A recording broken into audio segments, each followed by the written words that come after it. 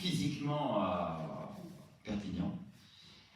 J'ai tout suivi en ligne et je peux vous dire qu'il y a un avant, un pendant et un après Perpignan dès aujourd'hui. Amen. Déjà parce que nous avons un nouveau local, mais ce n'est pas seulement le local, il y a réellement une dimension d'onction différente. Bon, c'est comme si on passait la 4e. Je ne sais pas si vous les recevez, mais l'atmosphère est très différente de ce que nous avons connu dans le petit local. Bien, on va démarrer en force avec un message qui s'intitule « Fais de Dieu ta priorité ». Qui veut faire de Dieu sa priorité? Amen. Voilà, nous tous. Est-ce que vous voulez connaître le secret de la réussite? Non, apparemment, il n'y a pas beaucoup de personnes qui veulent réussir. Bon, alors je vous souhaite de bien échouer si vous voulez échouer. Mais si jamais, le cas échéant, vous souhaitez réussir, le secret de la réussite se trouve dans la Bible. Amen. Dans le livre de Josué. Alléluia. Chapitre 1er. Que ma parole ne s'éloigne pas de ta bouche. Médite-la jour et nuit pour agir fidèlement selon tout ce qui est écrit, car c'est alors que tu auras du succès dans tes entreprises et c'est alors que tu réussiras. Autrement dit, la réussite ne repose pas sur nos petits muscles ou sur nos talents. Le succès repose sur la main invisible de Dieu qui travaille pour nous et avec nous. Comme Josué, donne à Dieu la priorité qui lui revient pour que tu puisses réussir et pour que Dieu devienne la force invisible qui travaille avec toi. Parce que parfois, je ne sais pas vous, mais moi ça m'arrive. On se fatigue en faisant beaucoup d'efforts, alors que si on laissait Dieu y mettre la main, les choses iraient beaucoup mieux. Moi, ça m'arrive. Donne à Dieu la priorité qui lui revient pour que Dieu devienne ton conseiller, parce que Dieu est au-delà du temps et de l'espace. Il voit la fin de toute chose avant même son commencement. Et Dieu te dit et me dit aujourd'hui, c'est moi qui t'enseignerai. Je te montrerai la voie que tu dois suivre. Et j'aimerais te dire, et je me le dis aussi, nous ne pouvons pas nous passer de Dieu. Amen. Mets Dieu en priorité et Dieu te montrera la stratégie à suivre, comme il l'a montré à Josué. Parce que parfois ce que nous affrontons est un défi tellement colossal. L'entrée dans la terre de Canaan était un défi colossal, mais nous avons parfois dans nos vies aussi des Canaans à conquérir, avec des géants qui l'occupent et des Goliaths sur notre chemin. Goliath, c'est bien plus tard dans l'histoire, mais en fait, les géants en Canaan, c'était comme des Goliaths. Ouais, c'est ce que je veux dire. Lorsque Dieu devient notre priorité, nous pouvons lui dire dès le matin, Dieu, c'est toi qui es mon premier partenaire. Tu es ma force et ma source d'intelligence. Et c'est sur toi que je m'appuie. Alors soudain ta journée prend une autre tournure. Dans le psaume 73, il est écrit « Qui ai-je au ciel si ce n'est toi ?» Et ici-bas, que désirer? Car je suis avec toi. Mon corps peut s'épuiser et mon cœur défaillir, mais Dieu reste mon rocher et mon bien le plus précieux pour toujours. Mon bonheur à moi, c'est d'être toujours près de Dieu. Oui, j'ai placé dans le Seigneur, dans l'Éternel, mon refuge le plus sûr, et je raconterai tes œuvres. Amen. Amen, amen. Si vous voulez retrouver ces belles paroles, c'est dans le psaume 73.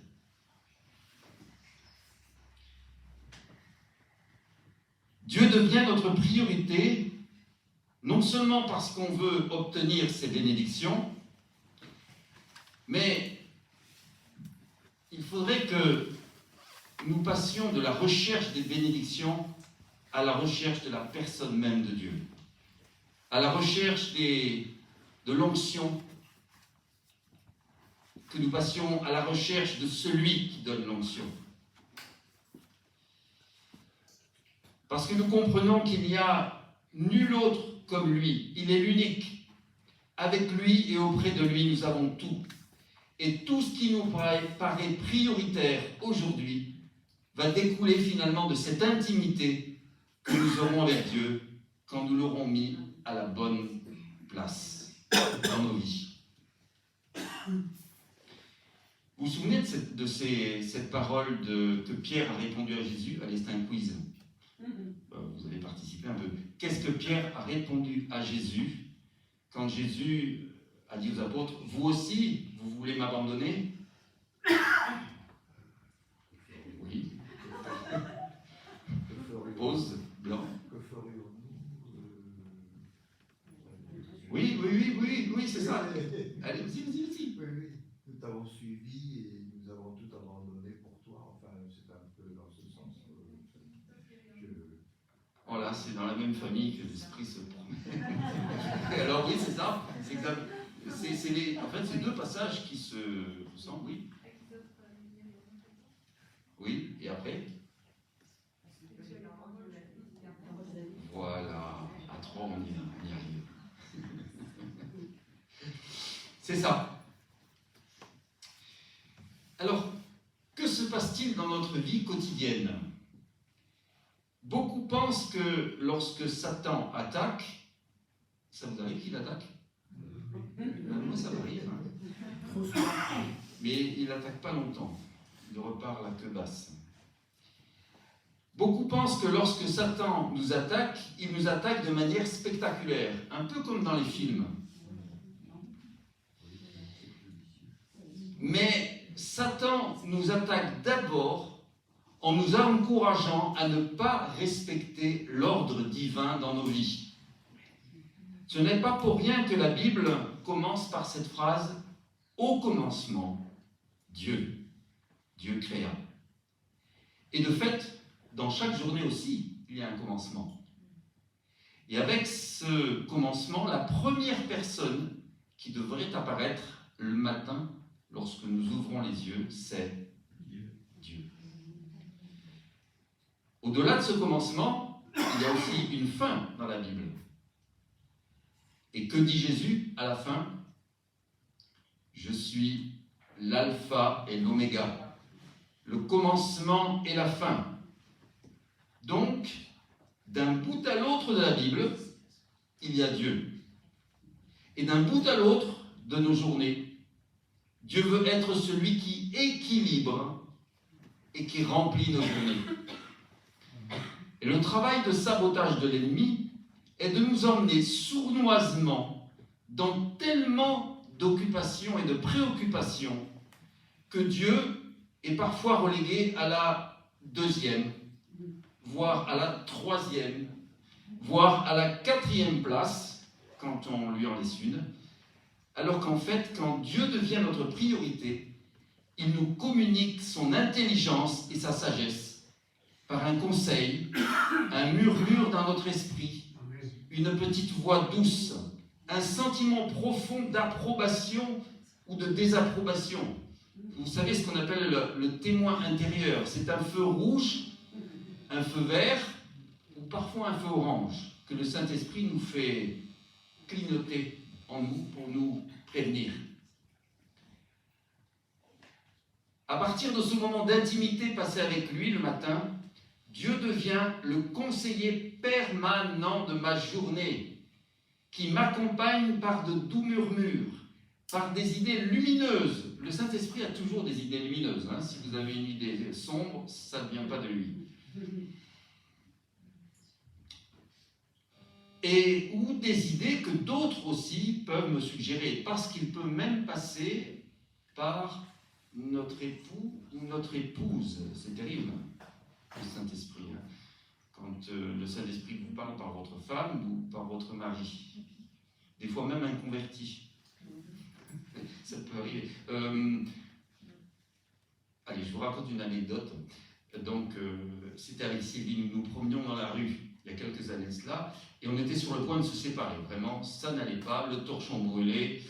Et on rencontre un clown. Non, mais un vrai clown. Un vrai clown, hein, en déguisement de clown dans la rue, qui, tout d'un coup, nous donne une parole prophétique, comme s'il savait la situation que nous traversions, où nous a finalement encouragés à rester ensemble, à nous réconcilier. Il ne connaissait rien. C'était un clown, et le Seigneur, ce jour-là, est passé à travers un clown. Incroyable, mais vrai. Incroyable, mais vrai.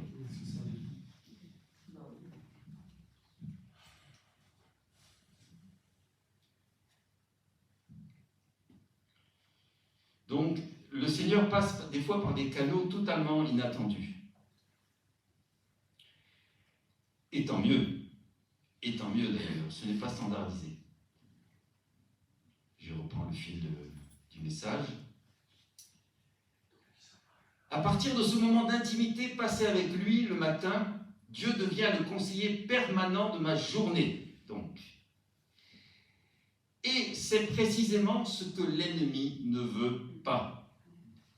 Le piège grossier dans lequel on tombe facilement, si on ne veille pas, c'est de se laisser distraire parce que la chair a ses propres désirs et ses envies. Les choses à faire se multiplient et l'on est tenté de repousser ce temps de prière et d'intimité avec Dieu en se disant je vais d'abord faire ceci et puis je vais faire cela et puis je prendrai un temps avec Dieu seul ensuite. Vous avez remarqué, ça ne marche jamais. En tout cas, avec moi, ça ne marche pas. Parce que finalement, il y a autre chose, puis autre chose, puis autre chose.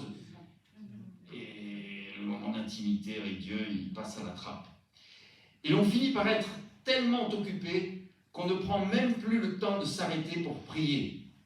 Et Satan aime nous tenir occupés, c'est sa principale tactique. Nous suroccuper pour que nous n'ayons plus de temps avec Dieu. Je peux dire qu'avec les écrans, là, il joue fort. C'est très facile de se laisser absorber par les écrans. Dans le psaume 127, commence par un psaume que vous connaissez bien. Si une maison, ça peut être la maison de notre vie, n'est pas construite par l'Éternel, ceux qui la construisent travaillent inutilement. Si une ville n'est pas gardée par l'Éternel, celui qui la garde veille inutilement.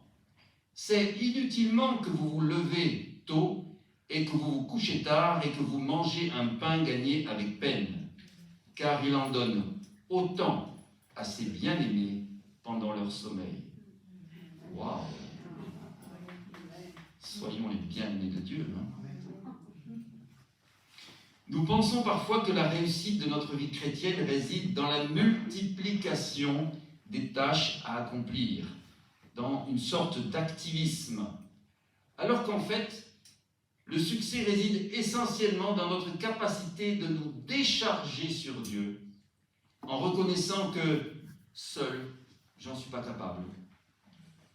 Quand je suis coincé, je m'arrête, je commence à prier, et après ce moment de prière, tout se met à couler soudain de manière surnaturelle. Alors qu'auparavant, humainement, d'abord j'étais coincé, et j'avais plutôt l'impression de perdre du temps en m'arrêtant. Mais la logique de Dieu est à l'inverse du système du monde.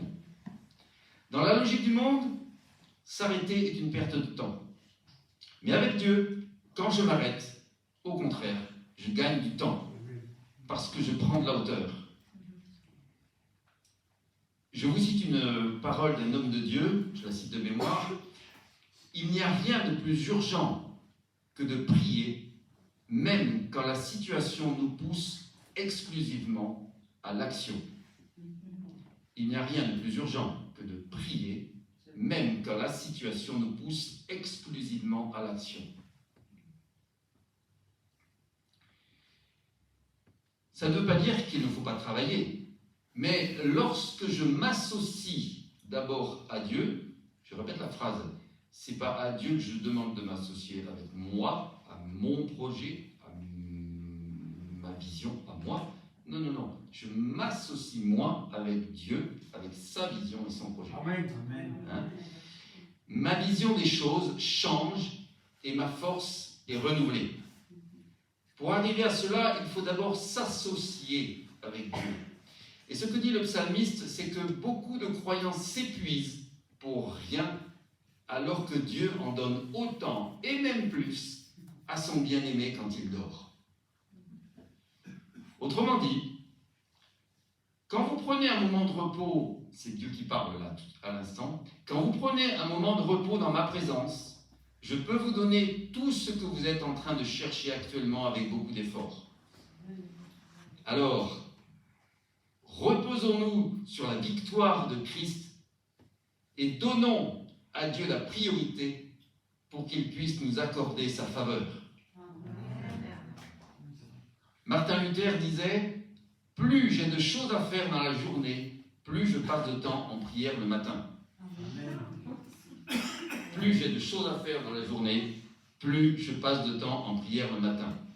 Ça paraît contradictoire, c'est illogique, ça semble irresponsable, et ce n'est pas du tout ce que notre chair veut. C'est un combat quotidien qui vient nous déranger dans notre emploi du temps. Ça ne vient pas naturellement, c'est vraiment une décision à prendre. Ça demande de la poigne parfois, en un mot, ça demande de la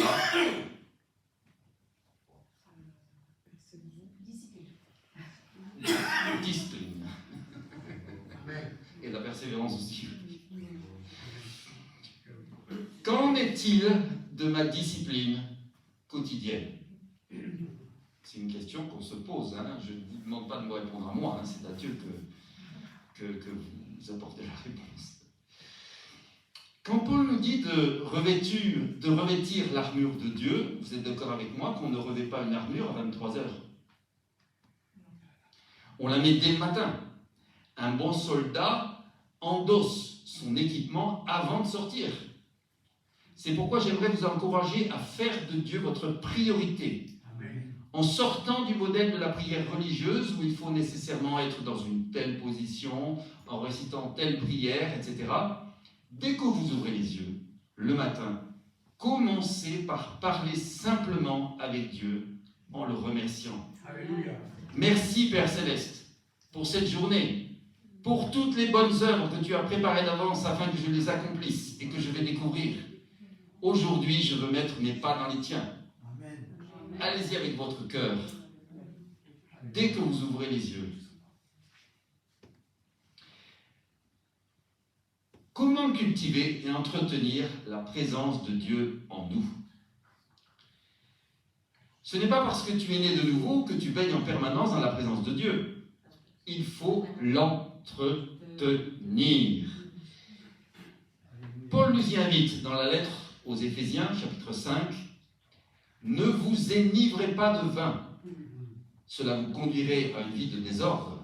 Mais laissez-vous constamment remplir par l'Esprit. J'aime bien cette version qui est la version Summer parce qu'elle dit « laissez-vous constamment remplir par l'Esprit ». Et la version Summer traduit, vous savez que le Nouveau Testament est en grec. En grec, il existe un temps qui n'existe pas en français. C'est le présent progressif. C'est-à-dire, ça existe en anglais, je crois, hein, c'est la formule ING. Donc, c'est qu'on est en train de faire quelque chose. Vous voyez, pour le dire en français, il faut plusieurs mots, mais en grec, c'est juste une conjugaison. Et si on veut le traduire, c'est « laissez-vous continuellement remplir par l'Esprit ». Le vin et l'Esprit de Dieu sont comparables en ce qu'ils produisent tous deux une ivresse. Est-ce que vous êtes ivre de Dieu?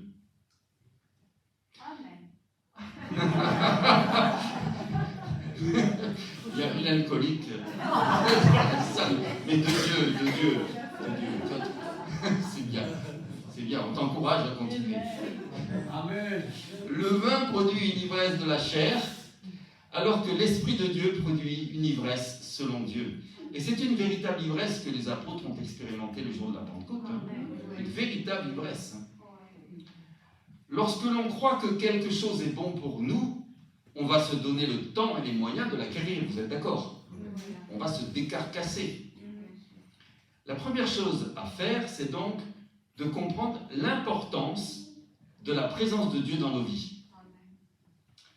L'alcoolique, lui, a compris l'importance de l'alcool parce qu'en prenant du vin, il se met à développer certaines facultés. On sait que l'alcool désinhibe. Sous l'effet de l'alcool, il devient une autre personne, parfois même la pire version de lui-même. C'est la même chose avec le Saint-Esprit, mais en positif. Il se produit un changement dans notre façon d'être et notre comportement. L'amour qui vient de Dieu se répand en nous. Vous avez goûté comme ça fait du bien quand l'amour de Dieu vient en nous. La paix s'installe. La joie nous transfigure dans l'épreuve. L'assurance et la patience s'installent. Et l'on devient littéralement, progressivement une autre personne. C'est un miracle. Hein? C'est un vrai miracle intérieur. Mais ça s'entretient aussi. Quand on comprend cela, on se dit, je ne veux plus m'en passer. Je ne peux plus m'en passer. C'est comme l'air que je respire. Lorsque je suis rempli de sa présence, je suis la meilleure version de moi-même. Et je préfère être la meilleure version de moi-même. Hein? Ceux qui ont déjà été ivres savent que l'effet de l'alcool dure un certain temps, puis ça diminue et ça s'estompe. L'alcoolique sait qu'il doit en reprendre pour être de nouveau sous l'influence de l'alcool. Et nous avons un alcool à consommer sans modération, avec étiquette le Saint-Esprit. C'est un excellent millésime, c'est un milléniumésime. Et c'est ce qui s'est passé avec le Saint-Esprit pour les apôtres. Ils priaient, ils étaient remplis du Saint-Esprit et devenaient des surhommes remplis de foi, d'audace, remplis des fruits et des dons de l'Esprit, prêts à chambouler le monde. La prophétie qu'a fait notre sœur tout à l'heure va dans ce sens. Est-ce que vous sommes prêts? Est-ce que vous êtes prêts? Est-ce que je suis prêt? Est-ce que nous sommes prêts à chambouler la ville de Pau? Amen. Et oui. Puis,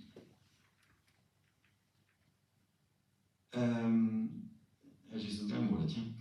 Il est primordial de saisir l'importance d'être régulièrement rempli du Saint-Esprit. Comment être rempli? Première clé, en passant du temps avec Dieu. Si on ne prie que lorsqu'on fait le ménage ou que lorsque l'on conduit sa voiture, c'est mieux que rien, mais ce n'est pas suffisant. Jean chapitre 7 nous dit, c'est Jésus qui parle, si quelqu'un a soif, qu'il vienne à moi et qu'il boive, celui qui croit en moi. Des fleuves d'eau vive couleront de son sein, comme le dit l'Écriture. Il dit cela à propos de l'Esprit que devaient recevoir ceux qui croiraient en lui. En effet, l'Esprit Saint n'avait pas encore été donné, parce que Jésus n'avait pas encore été élevé dans la gloire. Vous comprenez que la parole qu'a dit Jésus quand il était encore sur terre, c'est votre avantage que je m'en aille, parce que si je ne m'en vais pas, le Saint-Esprit ne pourra pas, ou le Consolateur ne pourra pas venir vers vous. C'est une réalité. Avant qu'ils s'en aillent, les apôtres n'avaient pas le Saint-Esprit en eux, mais maintenant, après ils l'ont eu, et maintenant nous avons plus que lorsque Jésus était sur terre. Nous n'avons pas un moins, nous avons un plus. C'est en allant vers Jésus, dans la prière, qu'on entre en contact avec la source d'eau vive de Dieu. Vous vous rendez compte de ça? La source d'eau vive de Dieu.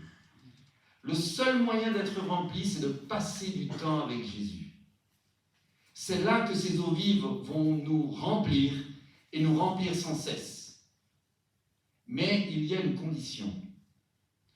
Car beaucoup de personnes passent du temps en prière sans pour autant être remplies par le Saint-Esprit. Qu'est-ce qu'il y a de si important pour être rempli, à votre avis? Prier, c'est bien, mais dans quel état? Je vais vous réveiller. Hein? Voilà, la disposition du cœur. Il y en a une qui suit quand même. Hein? Merci Myriam d'être venue ce soir. Tu me réconfortes. Hein? Ça fait du bien. J'ai une supportrice. Si on ne le fait pas avec la bonne disposition, ça ne marchera jamais. L'important, c'est de bien se disposer dans son cœur. Jésus nous dit, venez vous tous qui avez soif. Si vous voulez ressentir la présence de Dieu, le premier critère, c'est la soif amoureuse de Dieu. Toutes les fois que je vais dans la présence de Dieu sans avoir soif, il ne se passe rien. Mais quand j'ai soif de lui, de sa personne, plus que de ses dons, je répète, quand j'ai soif de sa personne, plus que de ses dons, alors là, il se passe quelque chose. Dans l'Apocalypse au chapitre 2, vous connaissez très bien ce passage où Jésus s'adresse à l'église d'Éphèse, la même église que celle dont Paul a fait l'éloge, hein, c'était l'église d'Éphèse. Et voilà ce que Jésus dit. « Je connais ta conduite, la peine que tu prends et ta persévérance. Je sais que tu ne peux pas supporter les méchants. Tu as mis à l'épreuve ceux qui se prétendent apôtres et qui ne le sont pas, et tu as décelé qu'ils mentaient. Tu as de la persévérance, tu as souffert à cause de moi et tu ne t'es pas lassé. » Alors jusque-là, j'aimerais bien qu'on ait toutes ces qualités. Mais il en faut une de plus. Parce que Jésus ajoute, « J'ai cependant un reproche à te faire. Tu as abandonné la ferveur de l'amour que tu avais au début. » Allons, et c'est Jésus qui parle, hein. Rappelle-toi d'où tu es tombé, change et reviens à ta conduite première. Jésus veut des hommes et des femmes amoureux. Alors j'aimerais vous dire, développer la soif de Dieu. Et pour certains, retrouver la soif amoureuse de Dieu. Amen. Cultiver la soif, ayez soif, c'est la clé. Seigneur, j'ai soif de mieux te connaître. J'ai soif de t'aimer. J'ai soif de te découvrir. J'ai soif de t'entendre, d'entendre ta voix. C'est comme une relation amoureuse, quoi. Hein. Le jour où on n'est plus amoureux, la relation, elle bat de l'aile. C'est vrai. Je ne pense à personne. Quand je viens avec un désir, une envie de Dieu, Dieu voit mon cœur. Il ne faut jamais oublier ça. Dieu ne regarde pas nos mains, il regarde nos cœurs. Dieu voit mon cœur et il y répond. Il ne regarde pas ce qu'on a fait, nos actes, nos bonnes œuvres, notre liste, notre CV. Il regarde notre cœur. Une autre clé. Tiens, on a fait des progrès aujourd'hui. Hein? Ben, c'est justement la louange et l'adoration. Éphésiens chapitre 5. Encouragez-vous les uns les autres par des psaumes, des hymnes et de saints cantiques, inspirés par l'Esprit. Chantez les cantiques et les psaumes pour louer le Seigneur de tout votre cœur. Remerciez Dieu le Père en tout temps et pour tout. Ça, il faut que je me l'imprime aussi dans la mémoire. Remerciez Dieu le Père en tout temps et pour tout, au nom de notre Seigneur Jésus-Christ. Et je dirais même, surtout quand ça va mal. Parce que si on remercie Dieu quand ça va bien, bah, finalement, il n'y a pas beaucoup de mérite. Mais si on remercie Dieu pour son exaucement alors que l'exaucement n'est pas encore arrivé, alléluia, ça c'est la foi. Quand on vient dans la présence de Dieu pour être rempli de sa présence, il ne faut pas être centré sur son nombril. Et pour détourner notre regard de nous et de l'épreuve, la clé, c'est vraiment la louange et l'adoration, pas seulement à l'église, mais chez soi.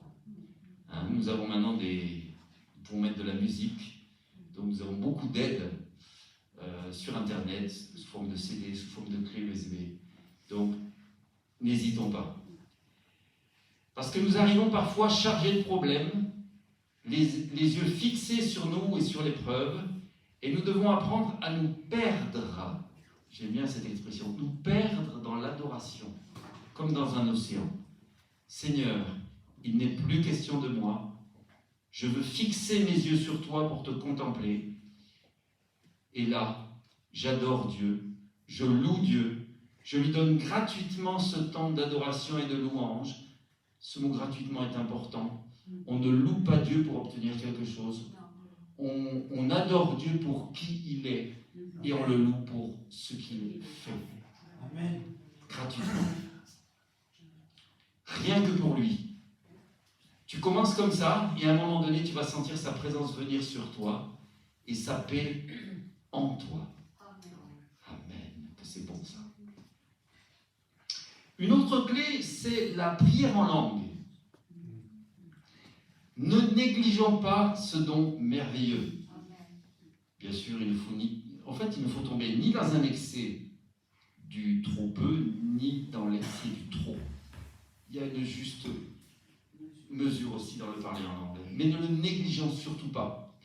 Paul dit que celui qui parle en langue s'édifie lui-même et rend d'excellentes actions de grâce. Une autre clé encore, pour rester rempli du Saint-Esprit, c'est la méditation des Saintes Écritures, avec le seul désir de mieux connaître Jésus-Christ. Cherche Jésus-Christ dans les Écritures. Cherche à mieux le connaître, à entendre sa voix. Parce que la Bible, ce n'est pas un bouquin, c'est une personne. C'est une personne.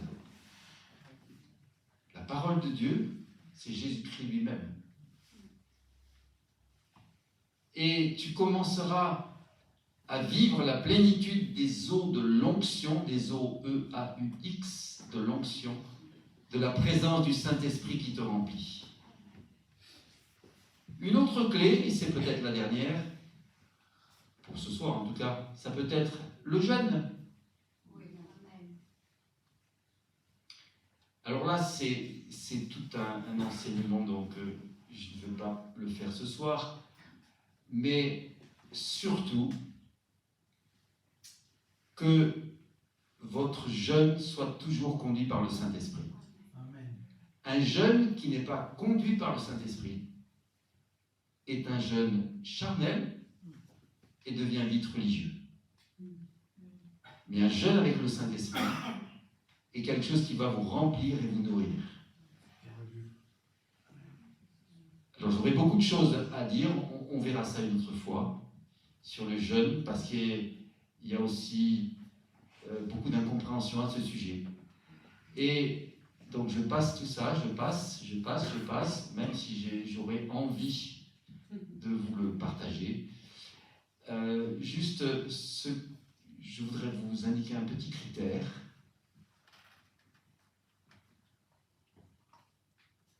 L'important, ce n'est pas le jeûne, c'est la prière. D'abord, vous remarquerez que Jésus n'a jamais dit à ses disciples « jeûnez et priez ». Mais il les a souvent encouragés à veiller et prier. C'est la prière qui est le plus important. Si le fait de jeûner vous aide à prier, eh bien jeûnez. Allez-y. 1 jour, 2 jours, 3 jours, 1 semaine, pourquoi pas. Mais si le fait de jeûner vous tord et vous empêche de prier, vous tord de douleur et vous empêche de prier, non, mangez. Modérément, mais mangez.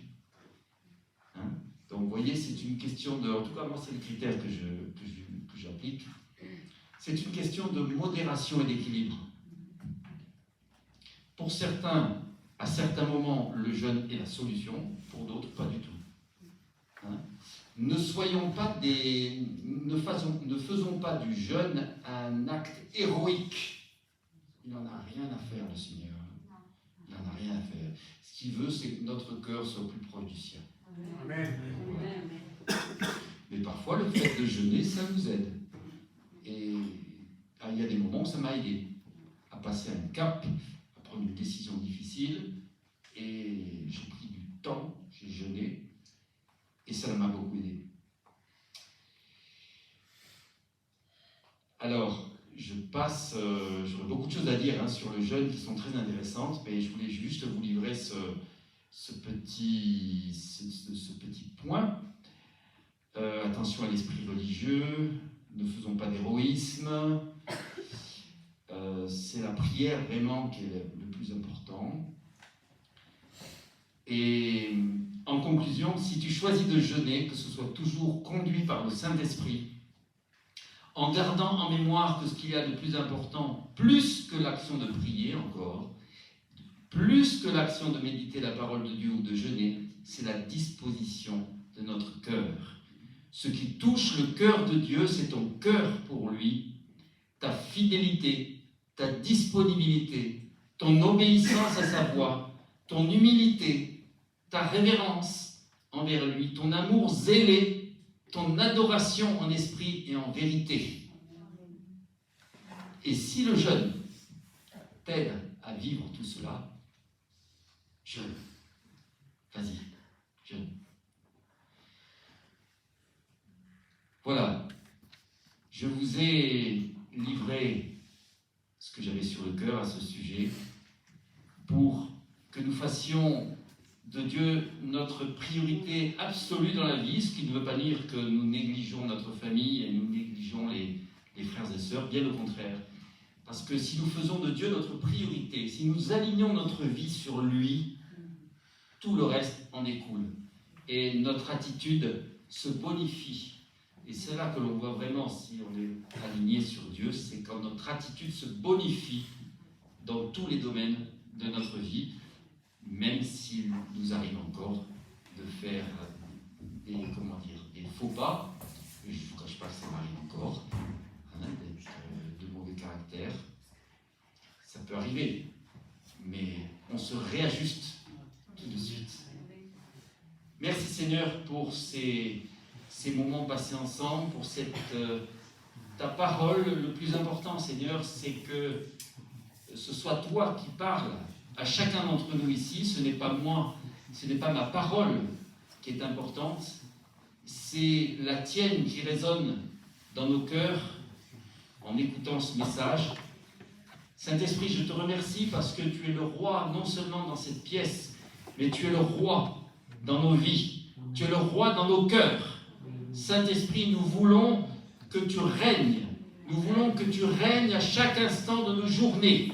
Nous voulons que tu règnes jour et nuit. Saint-Esprit, prends toute la place en nous. Conduis-nous comme tu l'entends. Montre-nous la voie à suivre, les personnes à rencontrer, celles que nous ne devons pas éviter, celles que nous devons éviter, celles que nous devons rencontrer, celles à qui nous devons parler, celles à qui nous devons parler de toi aussi, Seigneur. Montre-nous cela. Montre-nous, Saint-Esprit. Père Céleste, nous voulons obéir à ta voix. Seigneur Jésus, c'est toi qui es le bon berger. Et nous voulons entendre la voix du bon berger qui nous appelle par notre nom. Merci Saint-Esprit, parce que c'est toi qui résonne en nous et c'est toi qui nous fais entendre la voix du bon berger. Merci Seigneur, merci Père éternel de nous avoir donné un berger comme Jésus. Merci, merci, merci parce que la voix du bon berger résonne en nous. Merci Seigneur, merci Père, merci Fils, merci Saint-Esprit. Nous vous aimons et nous vous donnons toute notre vie aujourd'hui et pour l'éternité. Amen. Gloire à Dieu.